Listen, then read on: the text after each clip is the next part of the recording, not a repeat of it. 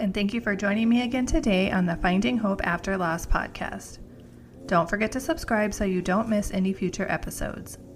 You can really help the show reach more loss and infertility families by taking a moment to leave a positive review or rating on Apple or Spotify. You can also check out more information about the episode in the show notes at journeyforjasmine.com.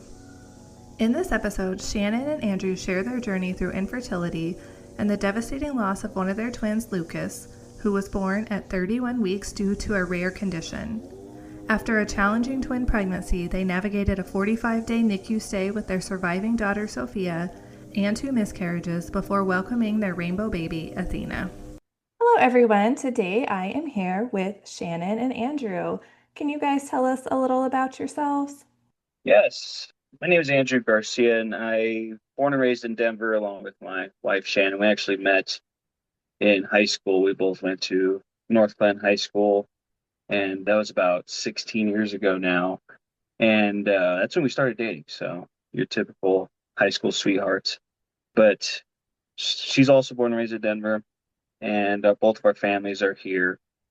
And for me personally, I work for RTD. I'm in safety. I provide safety oversight for all the bus facilities here in Denver. That sounds like an important job. It can be at times. There's a lot of just waiting for stuff to happen. Yeah, no, I understand that. Yeah, and I work at National Jewish. I've been there for almost 7 years, and I am a clinical research coordinator. So I do research on pediatric kids, and we look at eczema and asthma as well as food allergies. You guys both sound like you have interesting jobs. Yeah, but I think they're really interesting. So do you Gives guys, us stuff to talk about. yeah. Do you mind sharing, about your journey so far? Yeah. So we got married in, oh gosh, what year was that? Like 2017? 16. 16? I never remember the year. And then it was about a couple years after that we started trying to have kids. We both talked about it quite a bit that we wanted a huge family. We wanted like at least 4 kids. At least that was the minimum. And I think Shannon wanted like 6. And I was like, okay, I'm going to draw the line there. But we were all overall on the same page that we wanted a lot of kids. We wanted a big family.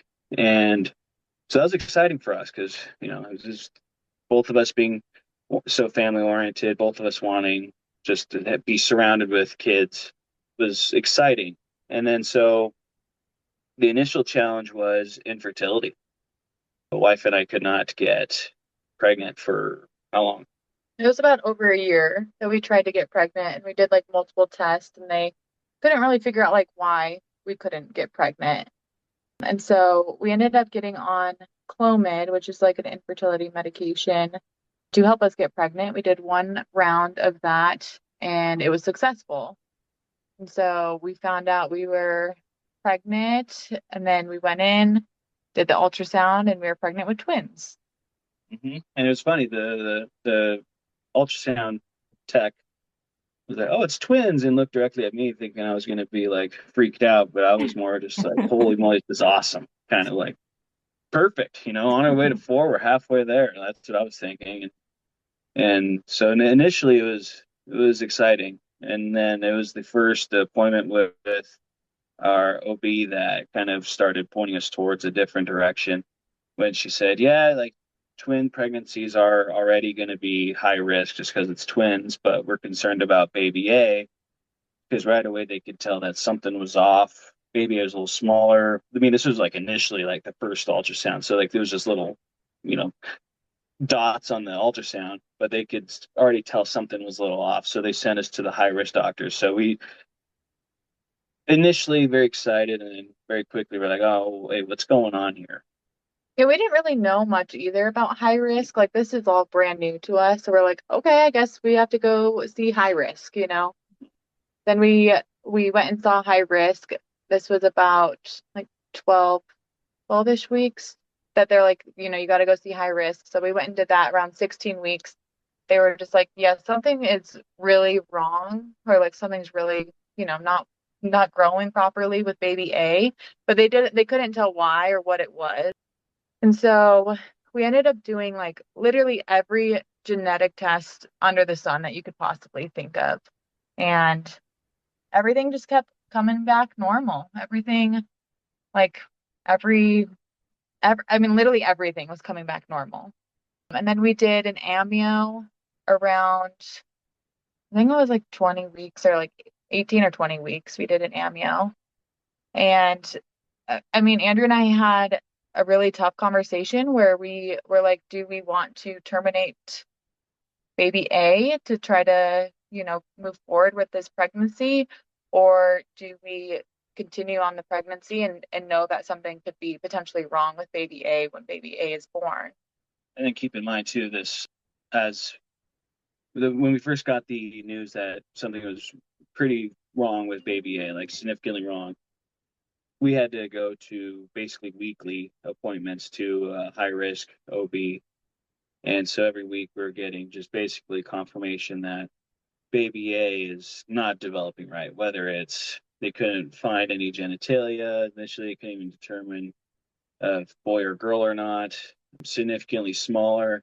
And then on the flip side, baby B this whole time, growing fine. If anything, she would determine her gender. She was growing great. She was actually a little bigger than she should be. So they were really pumped about baby B this whole time. But then every weekly appointment was, and then by the way, baby A is actually not improving at all. And this is still looking really bad.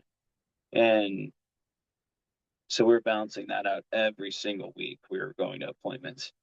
And then as we were getting further along, we were just making sure baby B was fine. And that's when we did the amnio. What was the amnio for? Was that for It's just more genetic testing. genetic testing? And because they even did genetic testing on me, on Shannon, just to kind of, and they were doing like new, like almost research based theoretical genetic testing. Like we're trying to test for everything to try to figure out what's going on with baby A. And then it was around, was it 21 weeks? We went on our trip. We like did a baby moon. We went to Florida and, we just try to celebrate all the little, like all of the little rewards that we got basically from the good news basically we got from the genetic testing. And we were waiting for like really like pretty intense genetic testing while we were in Florida. And again, everything literally kept coming back positive. There's nothing wrong with baby A. And so that gave us so much hope that, like, you know what, maybe he could make it all the way and survive this. Because, yeah, I remember we were waiting for the testing in Florida, waiting to hear back from it. And they called and said, yeah, no mutations that, the known ones that usually pop up with what they were seeing on the ultrasound. So it was like everything was normal. And so we were like, wow, well, maybe there is a little glimmer of hope here. And then we got back from the trip. That's where I may need your help with some of those. Yeah, so we got back from our trip and then we had our baby shower planned. And the day before my baby shower, I got a phone call from our doctor saying that they finally found something with baby A. And what they determined it was something called Bohring-Opitz Syndrome. And basically, the outcome of it is like they're not going to survive a very long time. If they even make it to delivery, it could be hours, it could be a couple of days that they would survive. And so, like, hearing this information literally the day before my baby shower, I was like, I didn't know what to do. Everyone was coming. They're giving us these twin gifts. Like, I have boy gifts, I have girl gifts. Like, it was like one of the hardest things I ever experienced because you have to put this like face on in front of all of your friends, all of your family, because they didn't know what was really like happening. We kept it very private with everybody just because it is a private thing for us. So we had our baby shower and it was so challenging. And the whole time too, we have to keep reminding ourselves that baby B, she's doing just fine this whole time. Every week was, and your other baby's fine. We're like, okay, like that's amazing, but it's, just counterbalancing that with every week we're getting worse news about baby A at this point. And then, yeah, the baby shower was hard because, there's some family members even that knew what was going on.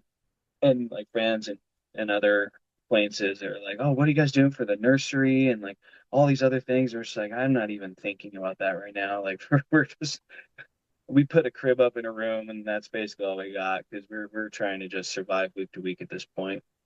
And then I think we had two baby showers too. So it was one because we had both families for us are in Colorado. So we my wife's side of the family, Shannon's side of the family had a lot of people coming, and my side of the family had a lot too. So we had two big baby showers, which was it's good to have that much family around for the support, but then it's also like, wow, we had to relive that pretty hard day twice. So it was tough.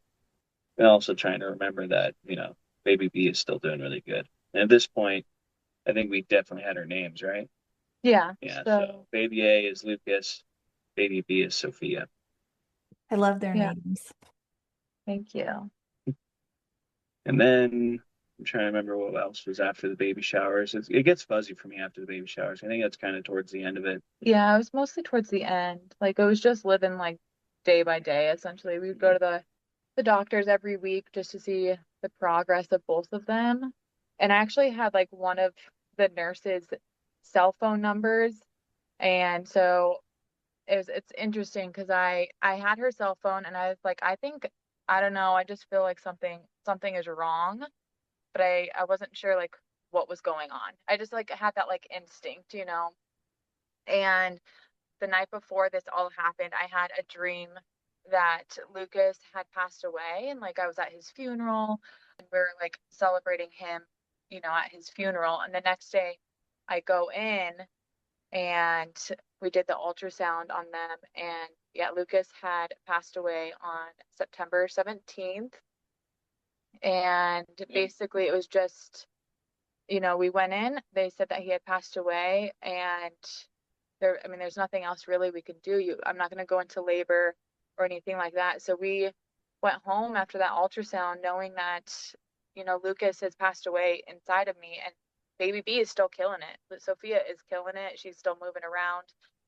And after that, it was like, I don't But know. even that morning, though, in the ultrasound and tech does it, and she just abruptly stops in the middle of it. And it's like, I'll be right back. And that's when we kind of had a feeling. And I think I even told you, like, I Yeah. know, like, he's gone, like, something's wrong. And then they came in and the doctor confirmed and told us. And even though we knew this was a high chance of happening, it was still just like the news that his heart has stopped. It basically is what they told us. His heart's not beating.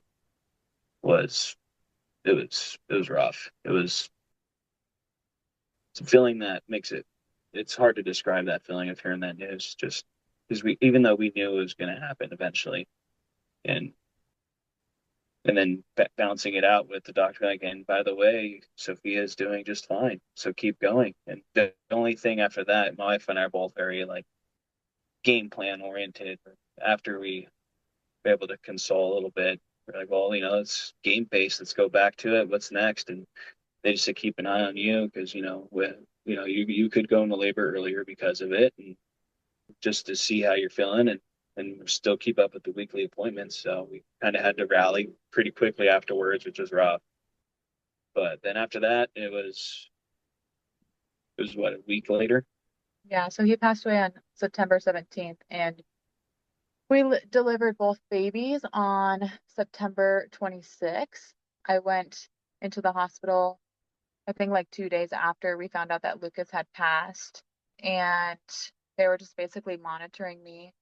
I did have a cerclage placed early into the pregnancy just to help basically keep them in for as long as we possibly could. And so when I went into the doctors at the hospital, like 2 days after Lucas had passed, they did remove the cerclage. And I mean, nothing was happening. It was slow. And But they also wanted to keep them in because they were thinking you're going in labor, right? And so they wanted to keep Sophia in there as long as possible. They were giving you injections of, do you remember? yeah, just to help her lungs develop, they gave Because this was injections. 28 weeks. So we delivered them 31 weeks and 3 days. Weeks. And so, yeah, they just had to give like the injections to help make sure that her lungs started developing properly, quickly, essentially. And then But yeah, Yeah, we You were in the stayed. hospital for about 4 days before. Mhm. So it was 4 days of just keeping an eye on her, keeping an eye on baby B, Sophia, and giving her those injections every day just because of for some, I don't remember the the injection itself, but it's supposed to like beef up Sophia's lungs since she was going to be a pretty, premature, so that when she is born, that it gives her a better, good starting point, a better starting point.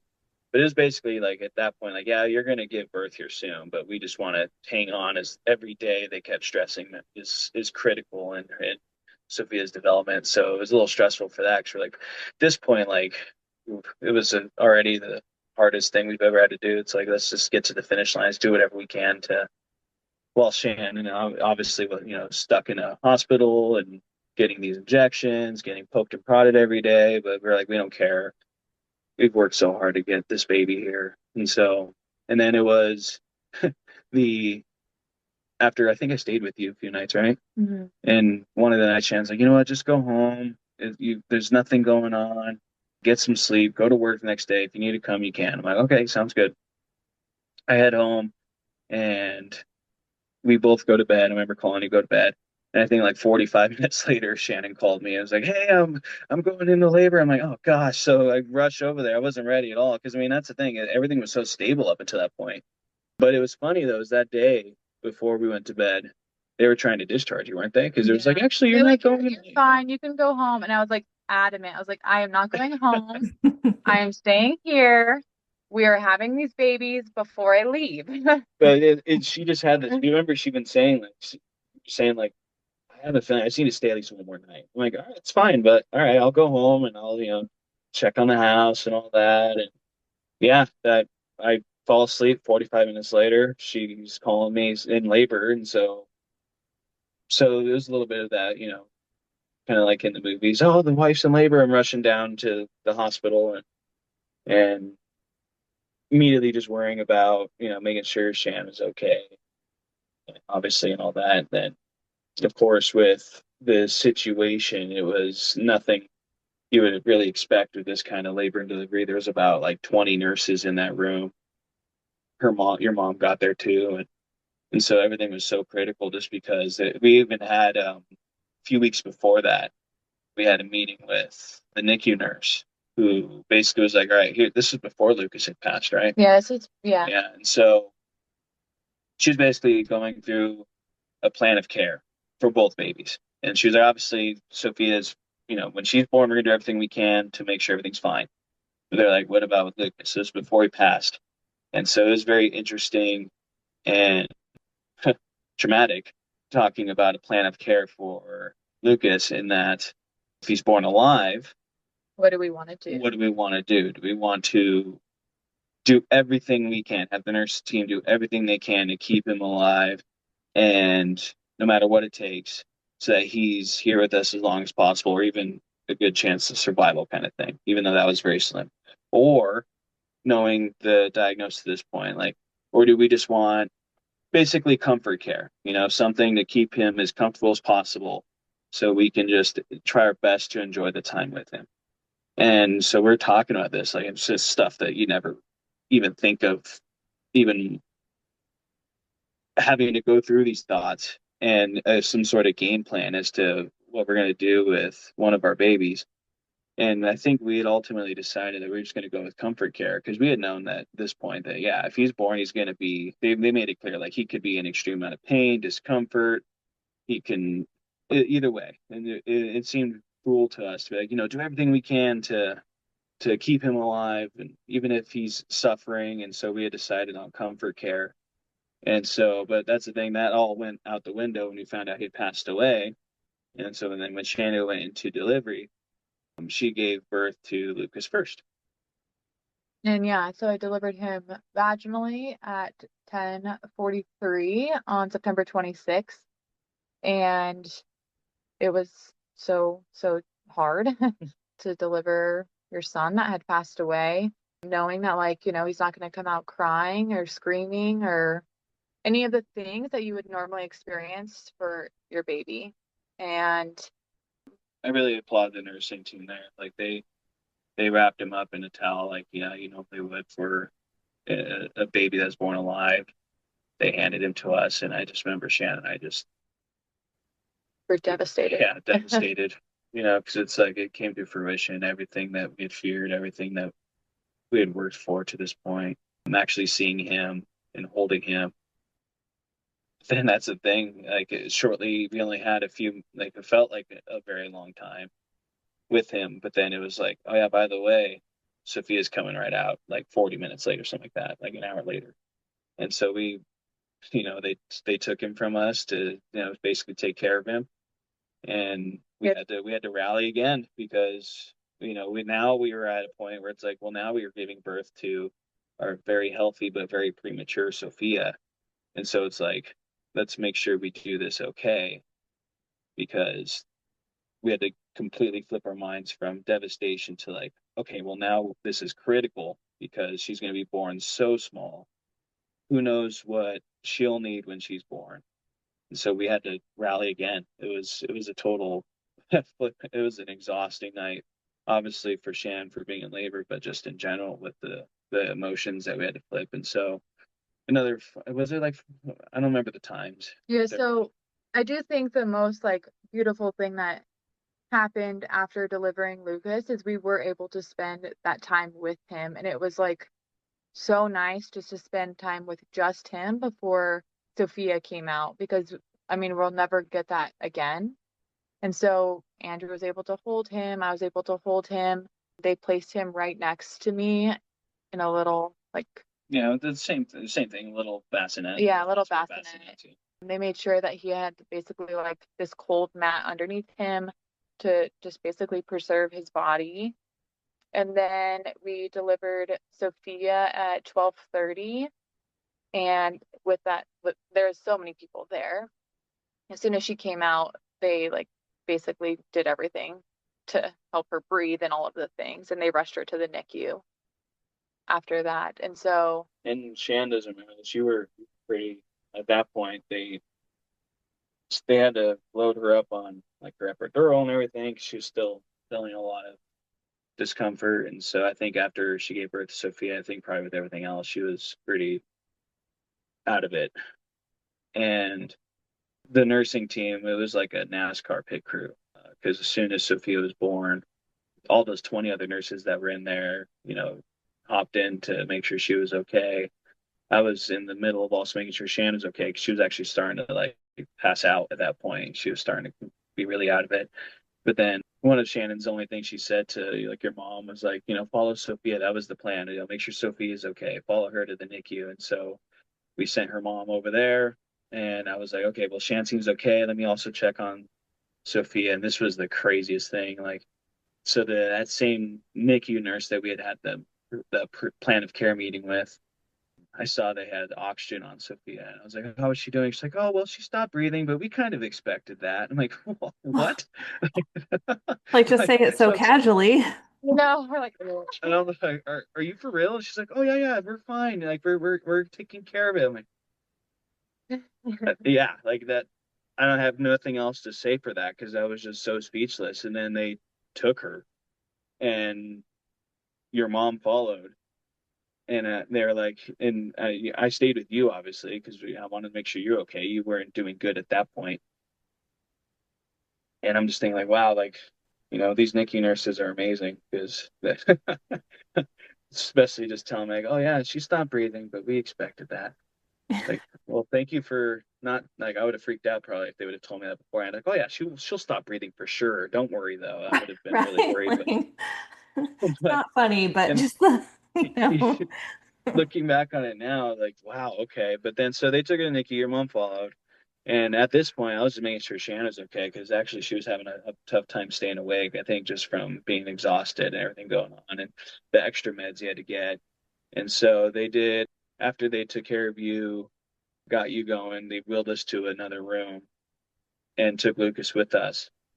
And they basically made sure that you were stable. And they said, you know what, you guys just hang out and you know, take a breather essentially because they knew it was a lot. And I think you had passed out. I went and checked on Sophia again. Your mom was good with her. Sophia was breathing. I'm like, okay, good. And I walked back over to your room with you, and you were basically passed out. And then that's where we stayed for about an hour. That's the thing, actually, in between then too, you were okay enough to try to wheel and to go see Sophia. And I don't know if you remember Yeah. that. Oh, and I did go and see So Sophia I in the tried, NICU. I tried wheeling her in a wheelchair over there, and I think you saw her for just a little Stood bit. up, I saw her, and then I passed out. They wheeled Passed me out back. hard. And that's when they're like, oh gosh. So they wheeled us to another room, made sure she was okay. And that's when they said, okay, you guys need to chill. We just had a vibe. So basically, the nurse like, you need to eat and you need to vibe. Yeah. And so yeah, I slept. My mom was with Sophia, and Andrew was able to spend such good quality time with Lucas that he literally values so much even today. Yeah, it was about 45 minutes. I made sure Shannon was okay. We're in a dark room. They basically told Shannon, like, take a nap essentially when you're awake, drink some juice that they had for her. And so I was like, well, what do I do? But I was like, well, Lucas was in the bassinet right next to us. And so I picked him up and held him that whole time and basically just cried. Is probably the hardest cry, not probably the hardest cry I think I've ever done for a solid at least 20, 30 minutes. And that's time that I've talked to Shan about that I know that I wish she would have gotten, but I know she was just so physically worn down from labor and delivery and everything else going on. That is time I wish she would have had with him because it was hard because they said, like, we will get him for you anytime, but you got to remember, like, he's very delicate and unfortunately decomposition and all that. So it's like we can't just have him out all the time. And this was only a few hours after delivery, so I was able just to hold him for a solid 30 minutes and get that time with him that I really wish Shan would have had. But at this point, we were just trying to make sure she was okay, and we also had Sophia to worry about. But then after that, when Shan was finally able to stay awake and all that, we went back to the NICU with your mom. Yeah. Mm-hmm. And then And that's the we thing, started. my mom was waiting in the lobby the whole time. So, are you guys okay? I'm like, oh yeah, I forgot you're even here. Oops, My forgot to mom give and you my the sister. updates. Yeah, it was like, oh man, yeah, you've been here all like the last 4 hours. And so it was even then like, yeah, maybe you guys should come see the baby.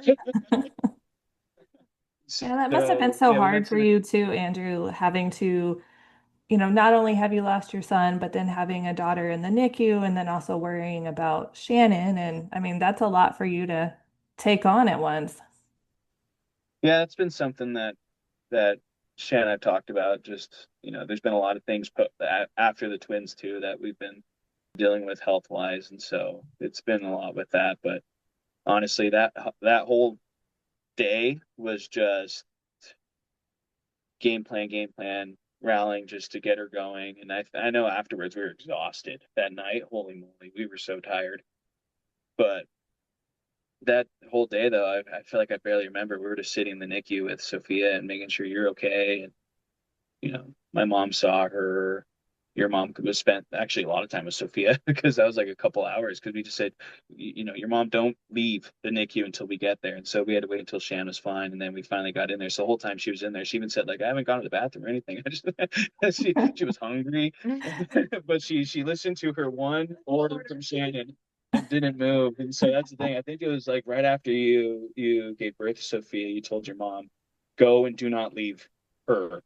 And she listened because it was like 2 hours later, we finally got back in there. And she was like, I'm hungry. I'm thirsty. I need to go to the bathroom. We're like, oh, yeah, sorry. Just like how I forgot about my mom, we kind of forgot about yours in there too. Then after that, it was the next like 3 days, right? We were in the hospital. We stayed there. Yeah, we stayed an extra day just so we could be with both of our babies. And it was really nice because we were able to see Lucas basically whenever we wanted. And so we would just go see Sophia and then we'd go back to our room. And then it was just, the 3 days of doing that essentially. We had some family come in, and this was in 2019, September. So right during RSV, right when COVID was like, hey. Well, that's the thing. It's right before COVID, but we were already kind of on COVID protocols. Yeah. They really stressed to us, like, she's sure. if people are coming in, like they made them wash their hands. They were sick, they weren't allowed. They didn't allow kids in there at all. And so like people wanted to see Sophia, and so it's like one at a time. Wash your hands. We're really strict, really obviously paranoid because we're like we worked our butts off to get this baby here. Like no, so we did hurt some feelings that sometimes you have the sniffles, you're not allowed, and so some family members were getting a little feisty with us, but it's like no, we worked too hard to get these babies here, like to have them get sick at this point. So, and then after that, it was the another hard part for me is that Shannon's like, well, we're home. You went to the NICU every day. But then that was the time for me to actually have to go back to work, and it was freaking terrible. I was like, I don't want to go to work. Like, I got my baby in the NICU, my wife's at the NICU with her, but we had to get things going again and get a funeral going as well.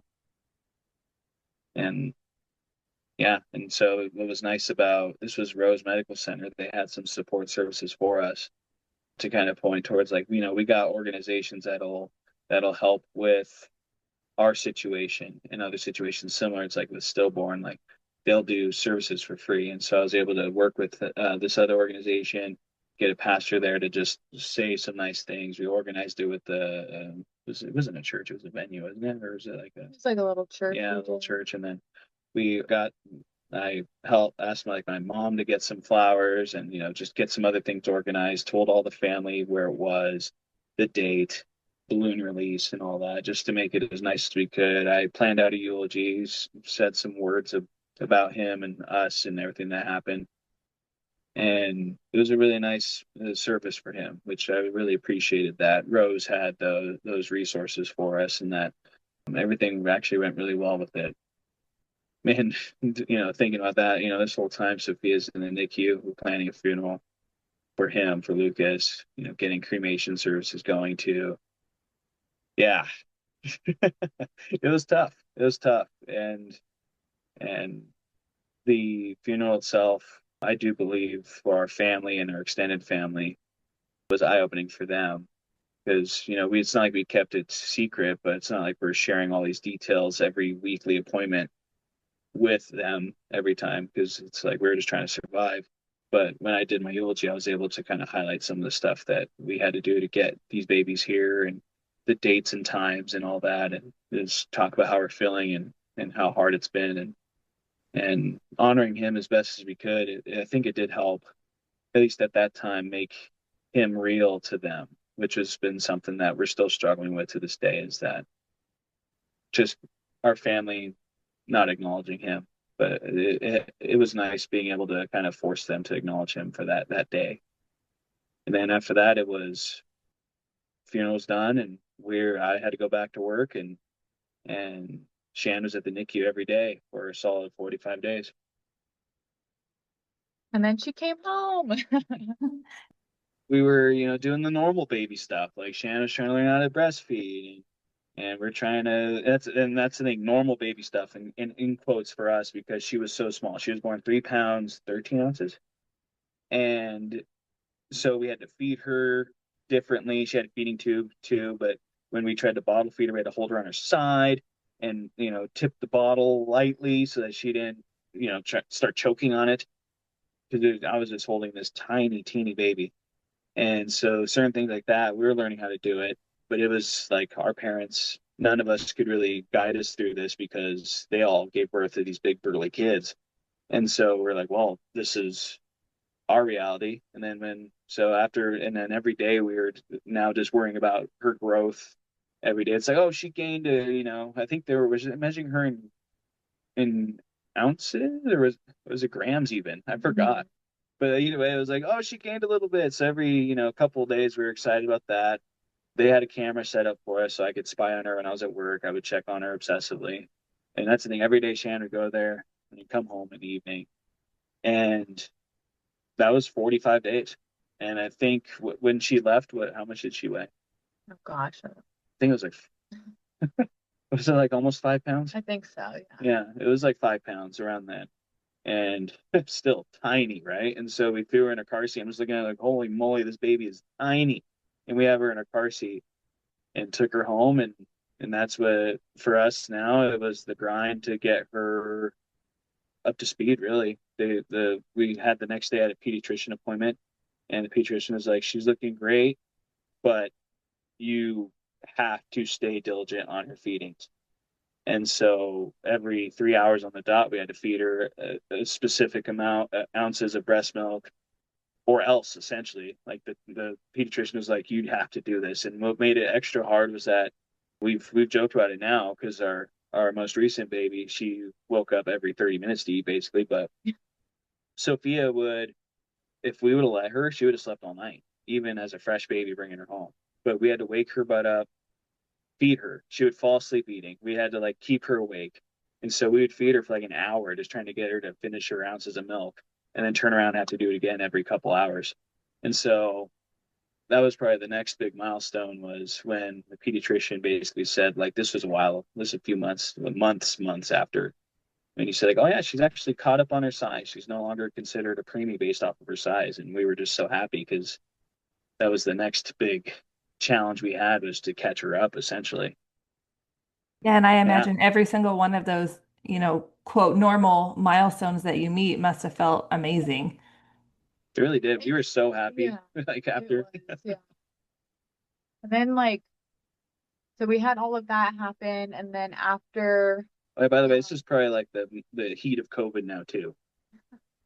Yeah, this was like March. It's like, let's just add more onto this, right? I know.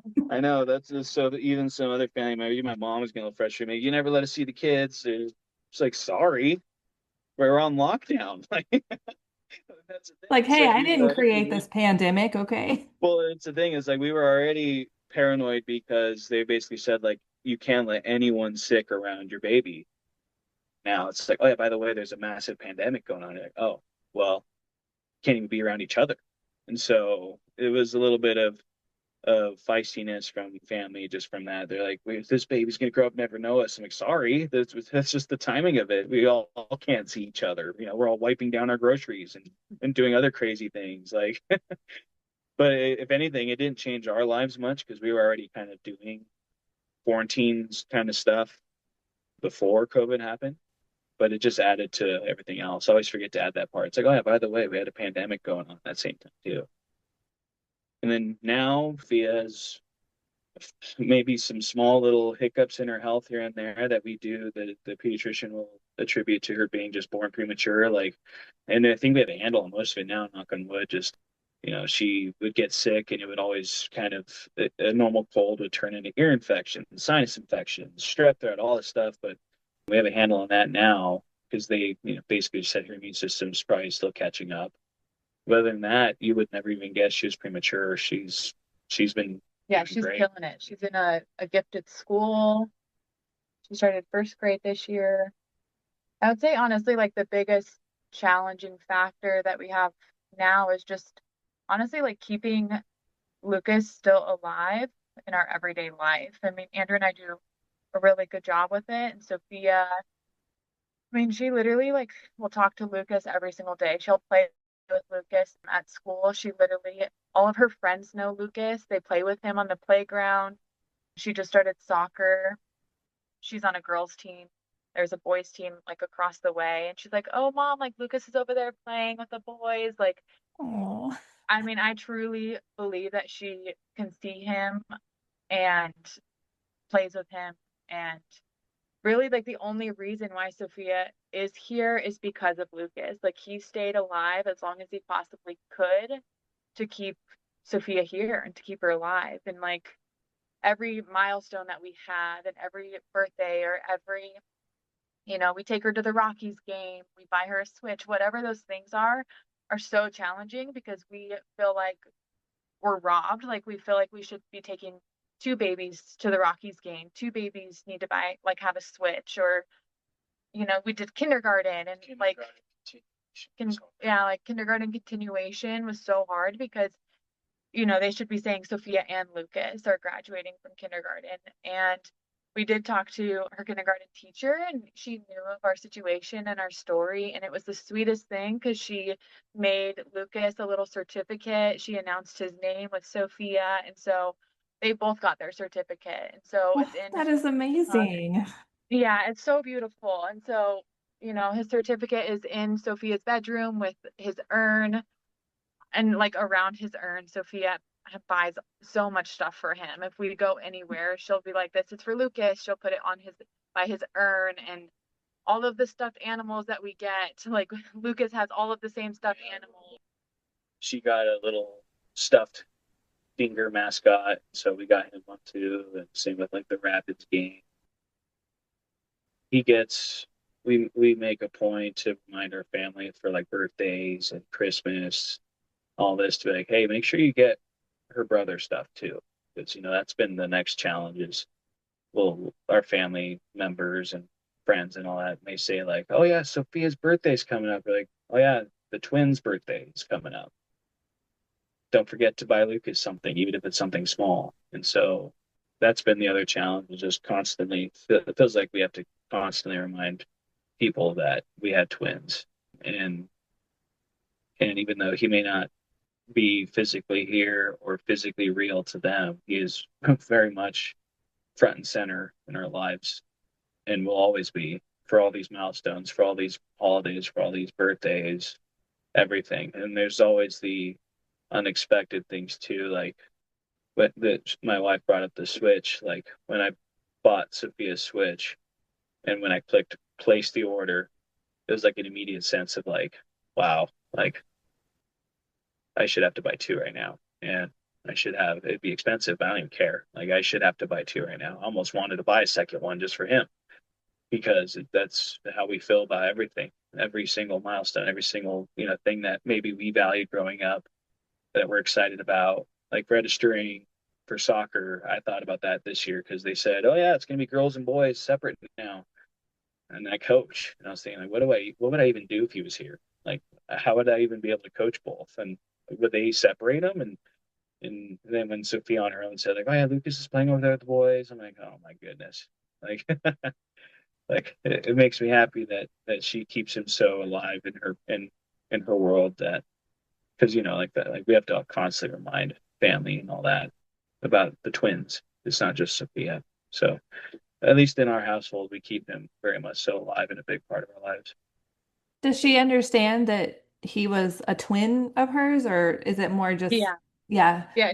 She, I think, is starting to understand that. And I mean, I think that's just something she has always known, that Lucas is her brother and that they are twins, And we tell her too, like Lucas was born first and then she was born second.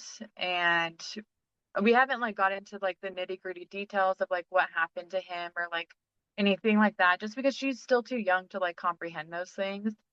But she is very much aware that like she has a twin brother, and it's the sweetest thing. She'll draw pictures with him and her together. I mean, yeah, she does everything with him, like as if he was still here And today. she'll even correct family members too if they say like, oh yeah, for, I forgot what it was, an invitation, right, to a birthday party. And the invitation only said Sophia's invited. And so she told them like, well, what about Lucas? And they're like, oh, like, oh, oops, kind of like I was even like watching it. It's like, oh, wow, I didn't do anything. Sophia took care of it for me. And that's the thing. She wasn't nice about it either. So I was like, awesome, this is great. But yeah, it's been tough, but I'm very happy that Sophia is keeping him so real. And the one thing too is that this summer she was in a summer camp, and there were some older kids there, and they were kind of not picking fun, but not being nice about her talking to Lucas, because they don't understand. They're kids too, but they're kind of like, he's not here, he's not real. They were saying stuff like that, and she came home pretty upset. And so we've been trying to think of ways for her to diplomatically deal with that at school, because I was like, yeah, the older she gets, kids are not nice, and say, tell the teacher if they get mean, but also reminding, like, when it does come up and the kid says he's not here, he's real or he's imaginary, to say like, no, my brother's in heaven. And then they don't really have anything to And say. they don't, and that's the thing. And that's when I tell her, it's like, if they're still mean after that, that's when you go tell your teacher. And then like this year we told her teacher right away when we first met her, like, here's the deal, she was very understanding. She had a similar experience growing up, so she's aware of it. And so if things get out of hand like that, we've told Sophia what to do. Her teacher knows, so we just keep it going for now. And then other stuff. Sophia has a younger sister. Her name is Athena, and she was born in 2022 in May. She was born almost 9 pounds, the behemoth of a baby for us. And she's, yeah, and her pregnancy, even though it was very like stressful for us because every appointment we were worried something would happen, her pregnancy was 100% normal in every way. And since she breastfed like normal, it was a complete 180. U-turn from what we had to do with the twins. And it seemed so foreign to us because we're like, what do you mean? We just take this baby home today after you gave birth, essentially? And they're like, yeah, take her home. I'm like, okay. And then take her home and she's breastfeeding like normal and huge. And it seemed so odd to us, but that was actually what a normal pregnancy and normal baby development is like, normal in quotes, just the standard stuff.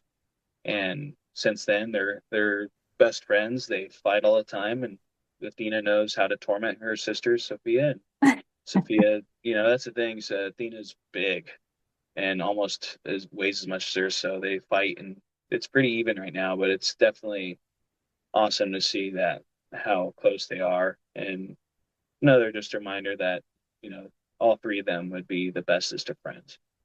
I think people don't realize how much loss, I mean, not only affects, the mom and dad, but how much it affects the siblings as well. They're kind of Yeah, forgotten I do about. agree. Yeah, yeah. And I will say, I like the challenging thing with Athena's pregnancy is every single day after everything that happened with the twins, I honestly felt like every single day was like this huge milestone. I'm like, oh, I made it one more day. Like this baby's still alive in me. I can still feel her moving. Just because, your thought goes straight to like, oh, she's gonna pass away in you. And I think that was so challenging. And it was never talked about to me, after losing Lucas and then having another pregnancy. Like these are the thoughts that will come into your head every single day because you're worried that your baby might pass away. And then I delivered Athena, and literally the first thing I said as soon as she came out of me was, is she breathing? Is she alive? And like, you would never expect that to, come out from a normal person.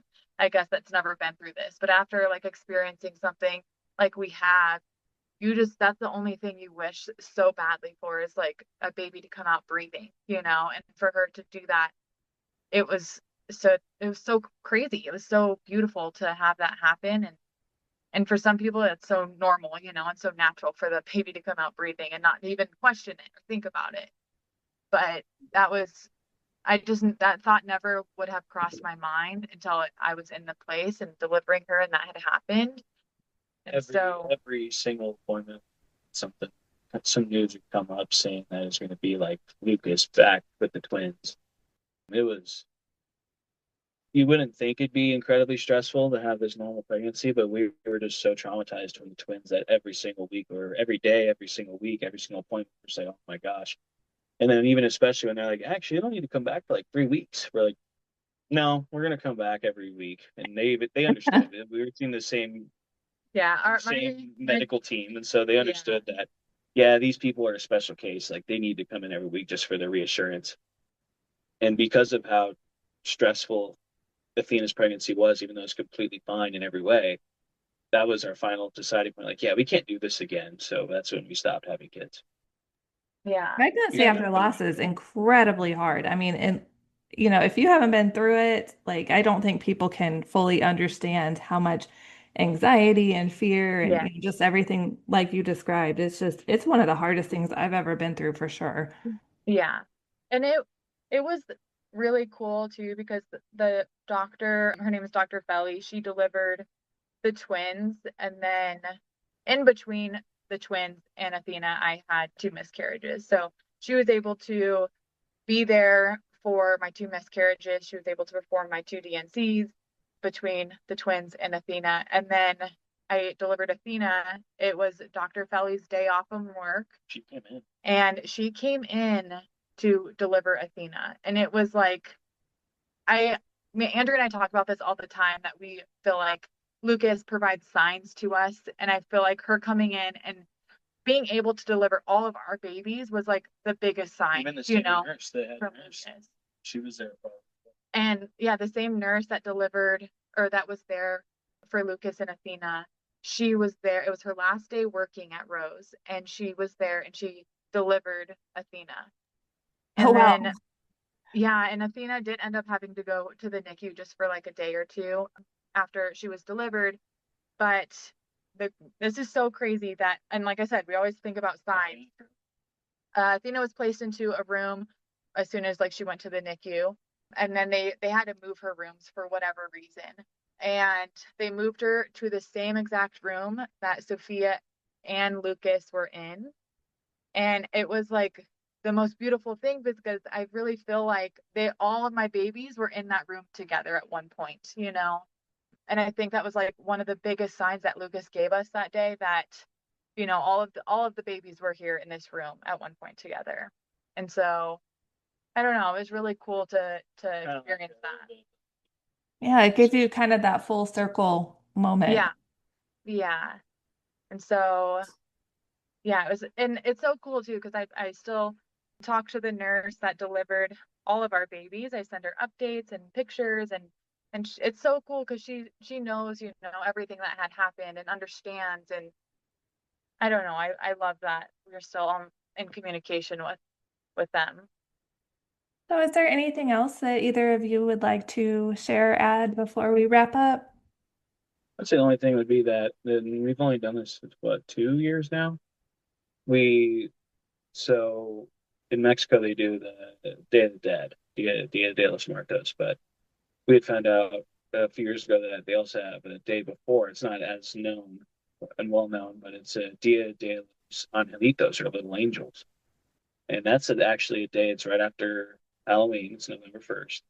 And what it is that it's basically a separate day just for children, or in our case, like babies that have passed, that you can celebrate them in that same way you do for Day of the Dead for everyone else on November 2nd.